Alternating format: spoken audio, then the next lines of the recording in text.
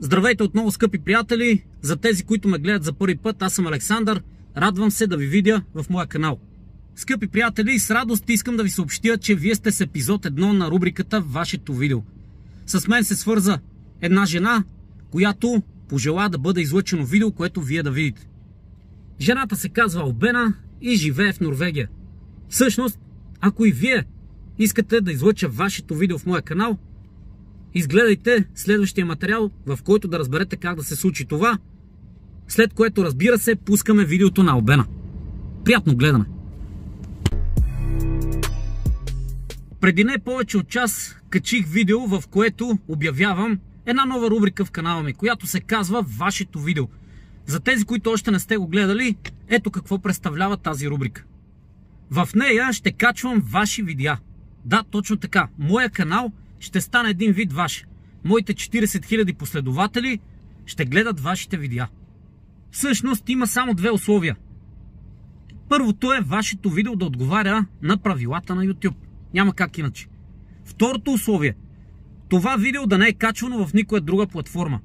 Примерно, свързвате се с мен, аз ви снимам или пък ми изпращате материал, който аз монтирам и качвам вашето видео в моя канал. Сега относно какви видеа можете да ми изпращате или да снимаме заедно, като се видим очи в очи. Ами абсолютно всякакви. Всичко, което си пожелаете. Може да говорите на някакви теми, които ви вълнуват.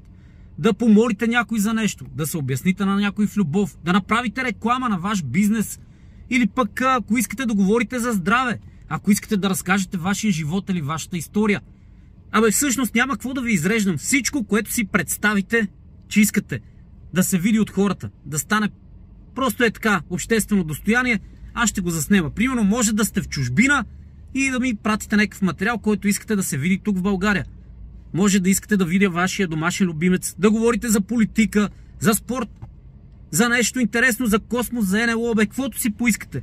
Вашето видео ще бъде излъчено в моя канал. В момента ще видите видео по желание на Албена Петрова и нейния съпруг. А видеото ще бъде на следната тематика. Вижте всъщност комуникацията, която направихме с нея по Фейсбук. Като тук е момента да кажа как можете да се свържете с мен.